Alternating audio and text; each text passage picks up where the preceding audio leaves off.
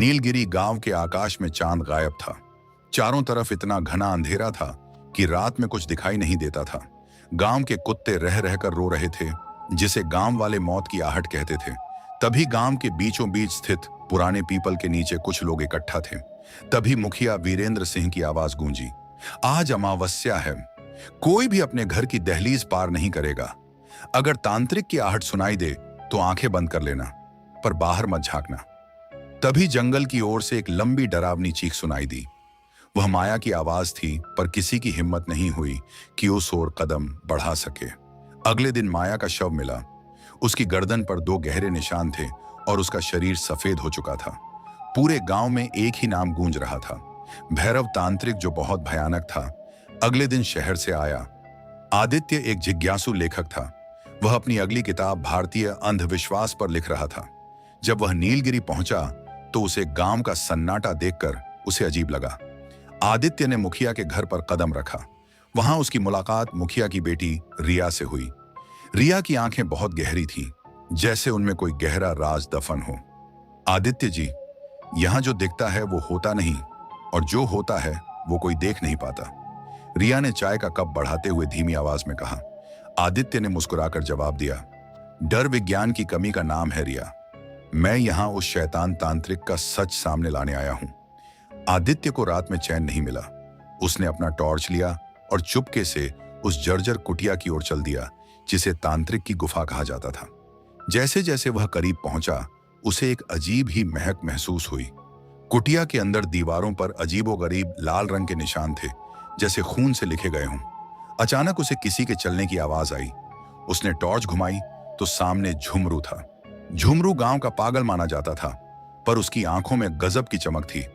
बाबूजी, यहां मत आओ, वो शिकार की तलाश में है।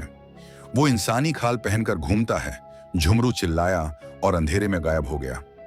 अगले कुछ दिनों में आदित्य ने कुछ अजीब चीजें नोट की। मुखिया वीरेंद्र सिंह रात को अक्सर डॉक्टर खन्ना के क्लिनिक जाते थे, जो गांव से दूर एक सुनसान इलाके में था। डॉक्टर खन्ना के क्लिनिक से रात को एम्बुलेंस निकलती थी, लेकिन उसमें कोई मरीज नहीं होता था, सिर्फ बर्फ के डिब्बे होते थे। रिया अक्सर रात को मंदिर के पीछे वाले पुराने कुएं के पास अकेली रहती थी। यह सब देखकर आदित्य का दिमाग चकरा गया। अगर यह तांत्रिक का काम है तो आधुनिक एम्बुलेंस और डॉक्टर का क्या काम? क्या गांव के रसूखदार लोग इस अंधविश्वास का फायदा ले रहे हैं? अमावस्या की अगली रात आदित्य ने तांत्रिक की कुटिया में छिपने का फैसला किया। आधी रात को एक साया वहां आया। उसने लाल कपड़े पहने थे, गले में खोपधियों की माला थी और हाथ में एक धारदार तलवार था, और उसके मुंह से मंत्र की आवाज आ रही थी। आदित्य ने अपने कैमरे से फोटो खींचने की कोशिश की, पर फ्लैश जलते ही तांत्रिक ने देख लिया। तभी तांत्रिक तेज से चीखा और आदित्य की तरफ भागा। आदित्य अपनी जान बचाकर जंगल की ओर भागा। भागते भागते वह एक खाई में गिर गया। वहां उसने जो देखा वो हैरान रह गया और डर भी गया। उस खाई में गांव के लापता लोगों के कपड़े, डीडे और गहने थे, पर वहां कोई लाश नहीं थी। इसका मतलब लाशें कहीं और ठिकाने लगाई जा रही थी। तभी उस तांत्रिक ने आदित्य पर तलवार से वार किया और वो बेहोश हो गया। जब उसे होश आया तो वह एक ऑपरेशन टेबल पर रस्सी से जकड़ा हुआ था। सामने डॉक्टर खन्ना और मुखिया थे। मुखिया हंसा। लेखक साहब, आप बहुत आगे निकल आए।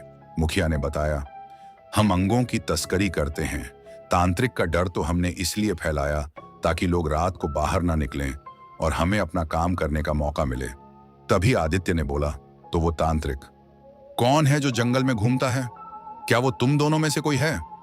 तभी अंधेरे कोने से खिलखिलाती हुई आवाज आई, नहीं आदित्य, वो मैं हूं। सामने रिया खड़ी थी। उसने वही तांत्रिक वाला मुखौटा हाथ में पकड़ा हुआ था। आदित्य के पैरों तले जमीन खिसक गई। रिया ने बोला, मेरे पिता और डॉक्टर साहब तो सिर्फ लालची हैं। मैं सिर्फ उनके अंगों के लिए नहीं मारती, मुझे लोगों के डर से ऊर्जा मिलती है। मैं सच में शैतान की पूजा करती हूँ। ये अंग तस्करी तो मेरे शौक को पूरा करने का जरिया भर है। रिया ने जैसे ही आदित्य पर वार करना चाहा, अचानक क्लिनिक का दरवाजा धड़ाम से खुला और पुलिस और गांव वाले अंदर घुस आए। पीछे झुमरू खड्डा था, जिसे सब पागल समझते थे। वह दरअसल एक अंडरकवर पुलिस ऑफिसर था, जो सालों से इस गिरोह की तलाश में था। उसने आदित्य के फोन को पहले ही ट्रैक कर लिया था। रिया ने भागने की कोशिश की, पर झुमरू ने उसे जकड़ लिया। गांव वालों के सामने जब मासूम रिया का तांत्रिक वाला चेहरा आया तो सब दंग रह गए। तभी गांव के बीचों बीच सब आ गए। तभी कई आत्मा पीछे से आई। वो सब और कोई नहीं, वही आत्मा थी जो रिया और मुखिया ने मिलकर जिन्हें मारा था। वो सब अब बदला चाहती थी। वो सब रिया और गांव के मुखिया की तरफ आए। तभी वो सब आत्मा ने उन दोनों को घेर कर मार दिया और सभी आत्मा गायब हो गई। नीलगिरी गांव अब शांत है। तांत्रिक का डर खत्म हो चुका है। लेकिन आदित्य आज भी जब किसी अंधेरी रात में अकेले निकलता है तो उसे रिया की वो डरावनी हंसी सुनाई देती है। उसने अपनी किताब का नाम बदला और उसने लिखा, सबसे डरावना मुखौटा वही होता है जो सबसे मासूम चेहरे पर लगा हो। वीडियो अच्छी लगी हो, वीडियो को लाइक करें और चैनल को सब्सक्राइब करें।